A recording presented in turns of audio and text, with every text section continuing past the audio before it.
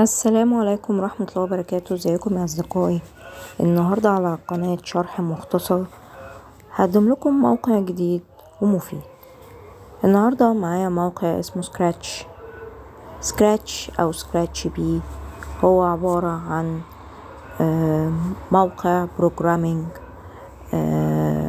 يعني اللي هو برمجة، وكمان موقع تقدر الأطفال أو الآباء أو المعلمين يقدروا يعملوا قصص تفاعلية وألعاب وشغل الأنيميشن الرسوم المتحركة. تعالوا نشوف كده مع بعض.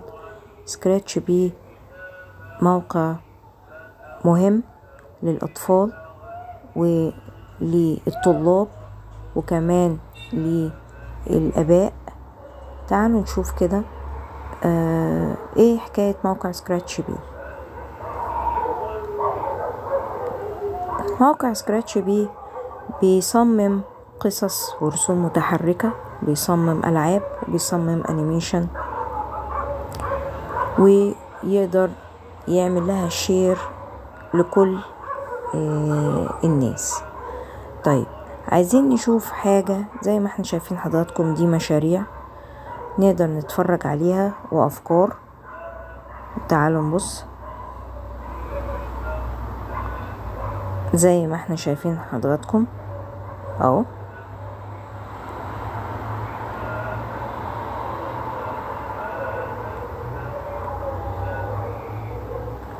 نقدر نعمل مزيكا، نقدر نعمل لعبة، نقدر نعمل قصة create story، نعمل ميك ميوزك، نعمل مزيكا من خلال مفاتيح، نعمل جيم،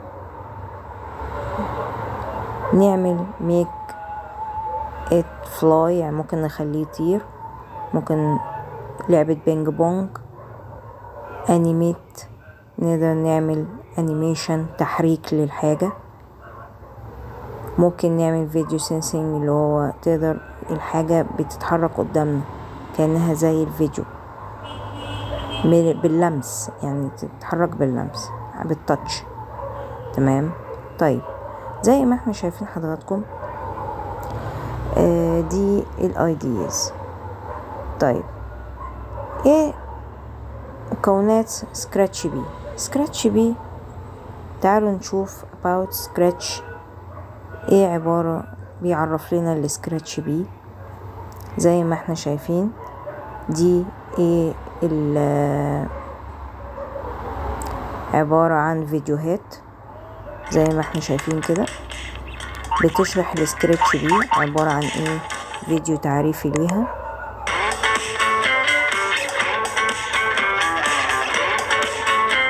فيديوهات انيميشن وتحريك يورينا ازاي نتعامل على السكراتش بي. هي مجرد اوامر بنضيفها ونعمل لها ريميكس ونحط لها الوان ونحط لها صوت، وهي يعتبر اوامر معروفة.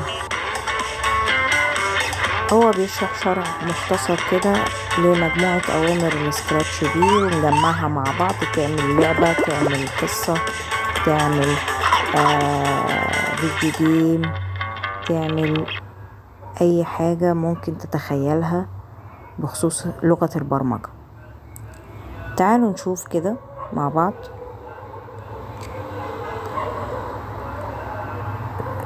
for parents،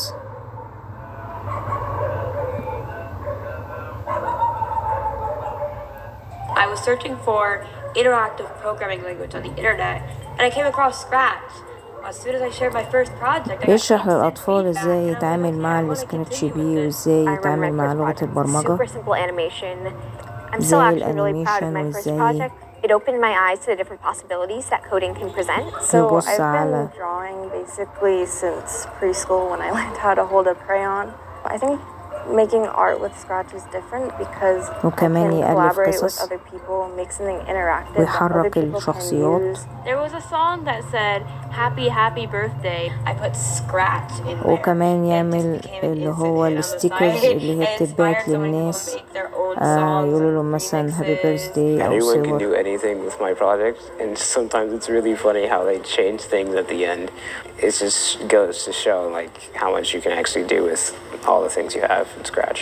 When you're looking at other people's projects, you're engaging on such a different level, which really encourages this kind of mindset of seeing وكمان yourself and بيعمل each other as زي makers نظام of things and not قصص just ازاي consumers. I يصممها. never thought that I could do like the coding part. Like I thought like زي ما احنا شايفين حضراتكم برنامج سكراتش بي but then I was like, hey, I can بيعملوا actually do ازاي. this myself. It gets more complex, but once you know the basics, you can add on to your وكمان knowledge الأطفال and move at your بيستخدموه own هناك في pace. المدارس If you like solving علشان problems, if خاطر you يألفوا like قصص drawing, ويعملوا if you like making music, if وبيدي you're into anything, Scratch is for لتخيل you. للطفل انه يقدر يتعامل مع السكراتش بي. تمام كده. طيب دي نبذة مختصرة عن سكراتش بي للأطفال والآباء وللمدرسين كمان، يقدروا يعملوا عليه شغلهم ويعملوا عليه شرح للمادة العلمية. طيب نتعامل ازاي مع سكراتش بي؟ انا بفتح البرنامج كده، هو بيفتح معايا بشكل مختصر كده. هو بيفتح لنا البرنامج زي ما احنا شايفين. دي مجموعة اوامر قدامنا ودي اكواد. مجموعة الاكواد دي ليها درجات وليها حاجات، واحنا مجرد مثلا الموشن اللي هو التحرك زي ما احنا، وفي ساوندز صوت زي ما احنا شايفين كده قدامنا حضراتكم. ادي صوت. تمام. احنا فاتحين السكراتش بي. طيب القطة دي مثلا عايزين نعمل لها صوت ساوند. اوكي ماشي تمام. نعمل لها صوت ساوند، فكاتب بلاي ساوند ميو. نحط لها قطة، صوت قطة مثلا. ايوه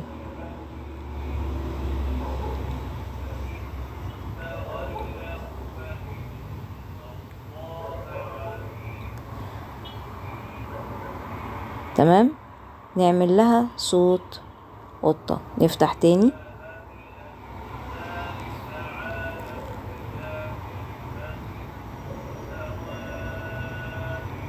زي ما احنا شايفين حضراتكم. مثلا اخترنا القطة اللي موجودة، نختار لها ساوند مثلا. الأوامر بتتغير. احنا زي ما احنا شايفين حضراتكم هما ماشيين بالترتيب.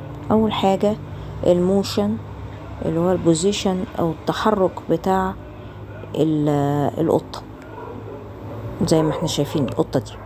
ماشي، شرح مختصر وسهل يعني. تمام. طيب اللوكس اللي هو البنفسجي اللي هو يقول هالو،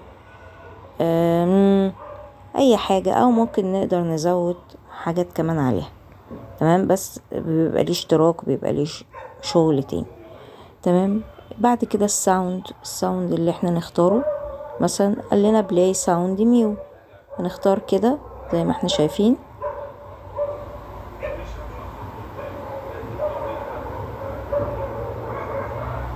اخترنا صوت ميو، ستارت ساوند ميو اهو زي ما احنا شايفين كده. احنا ضفنا اهو ميو، اهو ميو على دي ان هي تقول ميو. تمام. احنا كده ضفنا ميو. ايفنت ممكن ايه الايفنت اللي احنا نقدر مثلا كليك او سبيس او نخليها ترجع ورا. يعني مثلا نعمل كده، خليها باك دروب مثلا. تمام. طيب هنا كنترول، هنا السنسنج. ممكن نعمل اي تاتشنج كولر مثلا، نحط مثلا كحلي مثلا، اي حاجة. اوكي تمام. اوكي دي اوامر بنضيفها على الصفحة وبتبتدي تضاف هنا وبتظهر لنا، سواء الوان، سواء كلام، سواء موشن جرافيك، سواء صوت، سواء حركة، سواء اوبريتورز، ان انت تقدر تعمل ايه، ان انت بتحركها اكبر او اصغر، او او وي، يعني بنزود حاجات. فليها كل حاجة ليها شرح كبير قوي. تمام. طيب فايبرال اللي هو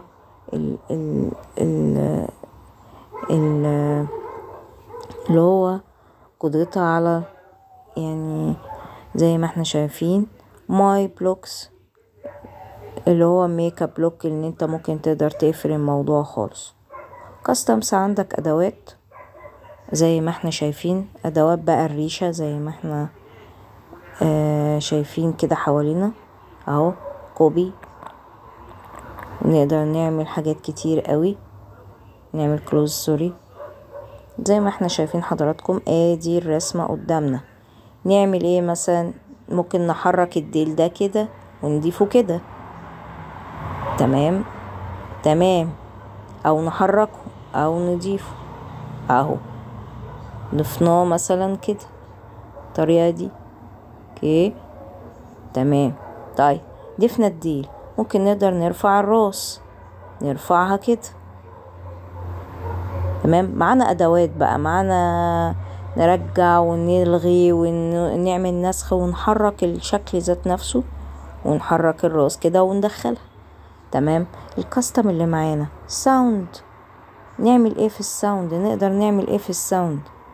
نقدر نعمل ايه؟ صوت الميو نعملها قليلة ولا ضعيفة ولا كبيرة ولا هادية ولا ما نعملهاش اصلا، ولا روبوت نعملها نظام روبوت، قطة روبوت. فطبعا المجال كبير جدا، ولكن انا بشرح الادوات اللي ممكن نقدر الواحد يستخدمها في سكراتش او سكراتش بي. طبعا سكراتش بي هو برنامج مصغر للبرمجة. تعالوا نشرحه تاني من الاول. هو عبارة عن اكواد بنضيفها علشان خاطر تضاف لي الرسمة اللي قدامنا. زي حضراتكم دي القطة دي نقدر نعمل عليها، يعني نستخدمها ازاي؟ نحط عليها الاوامر. وطبعا هو حط مثلا زي الاول كده الامر اللي هو اللي احنا شفناه، ونقدر نعمل له سبريت يعني يتحرك او ما يتحركش. تمام. وكل الاوامر سهلة جدا زي ما احنا شايفين. الموف، الموشن، ترن، تتحول مثلا تبقى كده، يعني زي ما احنا شايفين كده اهي اتحركت. تمام. يعني هي كانت بشكل وبقت بشكل. تمام اهي. يعني طبعا الصفحة مش كبيرة، بس ايه، احنا زي ما احنا شايفين حضراتكم. طيب الساوند زي ما احنا قلنا، مثلا نضيف صوت قطة، نشيلها، نعمل اي حاجة تانية. الايفنتس ان هي تتحرك او تعمل هوين مش عارفة ايه كده، يعني تتحرك. وكنترول نقدر نعمل كنترول عليها. سينسينج نعمل لها زي نظام يعني حاجة كده استشعار، نظام استشعار ان احنا نحركها ونعملها وهكذا. طيب الكاستم زي ما احنا قلنا الادوات قدامنا اهي زي ما احنا شايفين حضراتكم. الادوات ادي القطة اهي قدامنا، نقدر نعمل اللي احنا عايزينه. نكتب مثلا، نكتب اي حاجة مثلا، اي كلام زي ما احنا شايفين.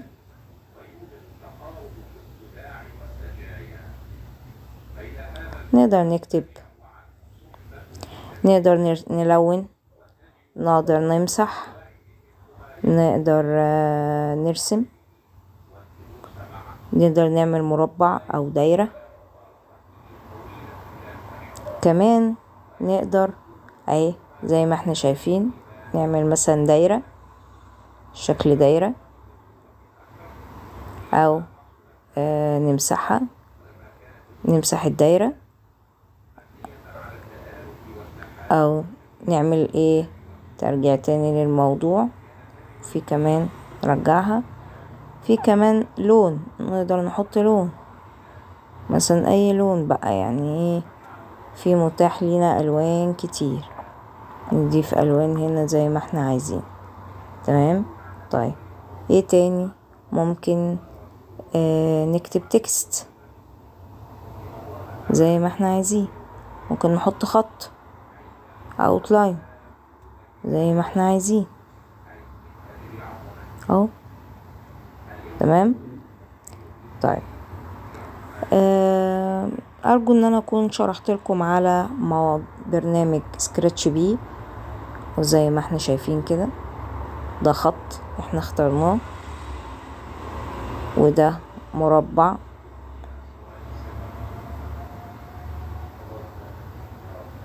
ده مربع زي لو عايزين نكتب نص مثلا. تمام. وده مربع اهو لو عايزين حابين نكتب اي مربع كده ايه مثلا حوالين النص، مثلا نكتب جواه مثلا اي حاجة، نكتب جواه اي كلمة، ومثلا نعمل مربع تاني تحت، مربع بعده، وهكذا. سكراتش بي من البرامج الممتازة جدا للأطفال، تبدأ عندهم وتنمي الخيال. أرجو أن أنا أكون أفدتكم بمعلومة جديدة، وأشكركم شكر كبير ولاستماعكم والاشتراككم في القناة. وهذا شرف ليا أن أنا أشوف مشتركين جدد. ده بيحملني المسؤولية أن أنا أعمل أحسن ما عندي، وأجيب مواقع ممتازة تفيد حضراتكم وتزيدكم معلومة. كنتم مع يعني قناة شرح مختصر بتشرح أي موقع جديد ومفيد بشكل مختصر ومفيد. أرجو ما تنسوناش في الشير واللايك والسبسكرايب، وأتمنى أسمع تعليقاتكم لو في أي حاجة مش انتوا عايزينها أو مش راضيين عنها. أنا بتقبل النقد وبتقبل التعليقات وبتقبل كل شيء. وشكرا جزيلا، والسلام عليكم ورحمة الله وبركاته.